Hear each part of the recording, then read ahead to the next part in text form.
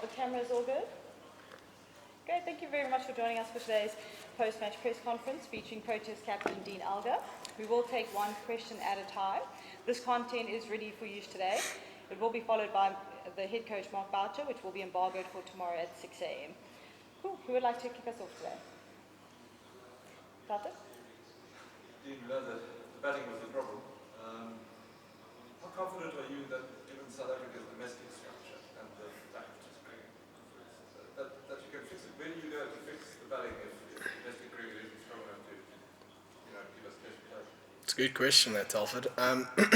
Yeah, I think I always bank on experience. I know we don't have that at the test level. So my next best thing is, who do we have with experience in first class cricket back home? Is that the right solution? We don't know yet. We've still got a few months before our next series, and we've only got a handful of 4-day games at home before we leave to Australia. So yeah, that's kind of the way that I'm gonna word it going home. It's a tough thing now because the guys have to learn the toughest format without not a lot of experienced heads around them, which is always something we were aware of because of the amount of guys we had retire back to back. But again, those are the cards we've dealt with, and we've got to find a way to try and ease the blow for us.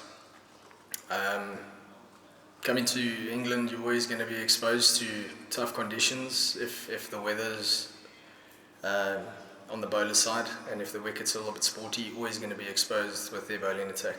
You'll be exposed with any bowling attack. So yeah, that's a tough one, but yeah, I'm looking for experienced heads now, from a first class point of view, guys that have really scored a lot of runs back home, and yeah, trying to find means with that kind of thinking.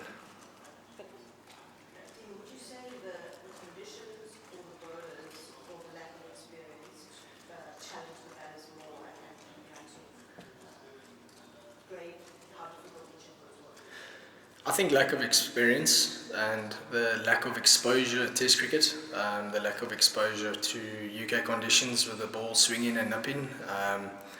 We were also exposed to the toughest batting conditions throughout this Test, especially where the ball was nipping quite a lot. Up there with some of them, yeah, it was up there with really tough conditions even for myself, and I've got relatively decent amount of experience. So I can only imagine how the guy who's only got 1 or 2 tests on his belt must feel. But yeah, it was tough all around. I can't remember the 3 things that you want me to put into place there. But I think the lack of experience and the lack of exposure to those kind of situations kind of work hand in hand. Julia, then Mark? Dean, just as an experienced test player, how hard is it now with the way schedules are? You know, sort of 11 days without a warm-up game, the guys who called in for this match haven't played for weeks of it. I mean, I know players, none of you are spending too much time away from home, but on the other hand, do you feel like things are set up for touring teams around the world actually giving you the best chance now? Looking back at having that period off, I reckon we could have cracked on with the 3rd test and been home already. So maybe that's something to look into going forward. I know they always like to have 2 tests and then a decent break and then play the last one, but bearing in mind you can't plan for 3-day test matches, which actually happened, so you actually had essentially 4 days of recovery because you didn't play the rest of those tests. So yeah, it was quite a long period, I thought, and I honestly felt maybe 4 days or 5 days was enough, and then we could have cracked on with the 3rd test. Yeah, I guess that's something to look at going forward. You said before this that it was like a World Cup final for you. Now that that's come and gone, and you've had the series in Australia, I guess that was initiated as the entire World Cup final. I think that was always going to be a big series going forward. Yeah, another tough series away from home. against Australia. It's never easy going over there. But yeah, it's another exciting chapter for us to experience and be exposed to. Again, we working towards a common goal, and that goal is hopefully next year June. But again, we need to put a lot of emphasis going forward into this next series. I wouldn't necessarily say it's going to be, the series is going to be one big World Cup final, but every test match is something that you have to live and die for, basically. So that 3 test match series against Australia, every game is going to be huge. It's big for us because we've been playing good cricket, and we've also been playing pretty average cricket as a squad, and we need to get that balance right as well. And that's yet another opportunity for us to try and correct our wrongs and trying to get our balance of cricket better going forward, to make sure come say June, if we're in a very good position, that we can capitalise on that one-off game. Yeah, those tests are big. We've got 5 massive tests before June. Even our series against West Indies, you can't take that lightly. You still have to play a test match like it's your last. Yeah, I just need the guys to have that mentality going forward as well. They need to think like that as well going forward. I'm not saying they don't think like that, but I'm just saying from a conscious point of view, that's how you need to kind of approach every game going forward now. Has your opinion of Baz Paul and his attacking approach changed? But no comment here. I said I'm not speaking about that. With England's attacking approach? I actually thought they played relatively good test cricket. I didn't think they played extraordinary cricket. I thought they played the correct tempo, and when their tail was up, they were striking when they had to strike. But that's just general good awareness of test cricket. I didn't think it was out of the ordinary. When their tail was up, they seeked a moment and they went for it. So I didn't think they played ultra aggressive cricket. I just think they played a really good tempo of cricket, something that you can manage and control when you're ahead of the game. So I didn't see that B word at all coming through, or I really felt they controlled it well, and they played what the game deserved at that point in time.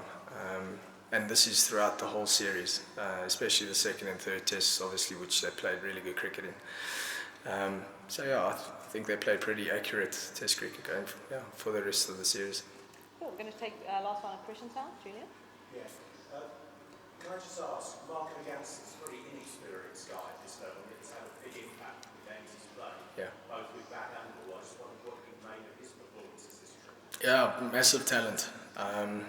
Also very young, inexperienced, but I think he's got a different mentality of the way he approaches the game, which is nice to have around. When you say different mentality, what do you mean exactly? Well, just seeing the way he plays the game, he's got 2 bites at the cherry, being an all-rounder as well. So if the one discipline lets him down, he knows he can sort it out with the other discipline. But I do think he approaches the game a little bit more with a positive mindset.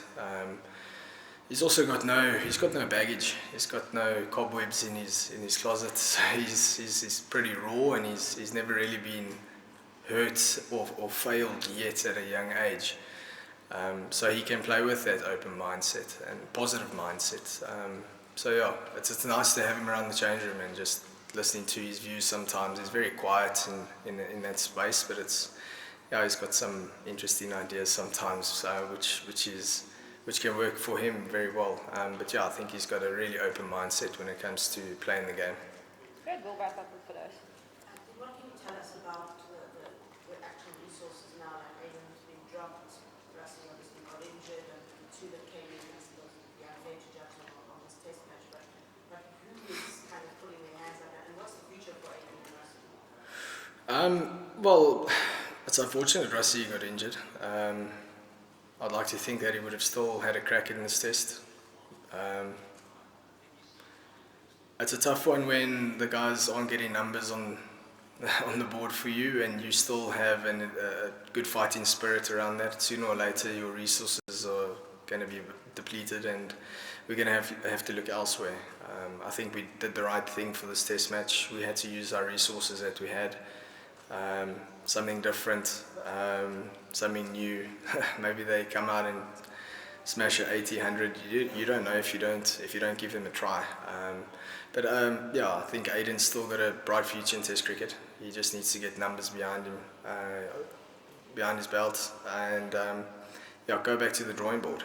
He's still too young and too talented not to be playing this level of cricket. And I know he's still very hungry to play this format. But it's about getting runs, and that's our currency as batters. That's your runs is what speaks volumes for you. So he has to get, when he gets those opportunities to potentially play a 4-day game or whatever the case is, he's got to nail it like he's done in the past when he was left out and he went back home and he nailed 4-day cricket and he scored a lot of runs, and he got his opportunity again. But again, he's still too young, too talented not to be playing in this level. Great, thank you very much, guys. We'll hold off for Mark Boucher next. Thanks, Dean.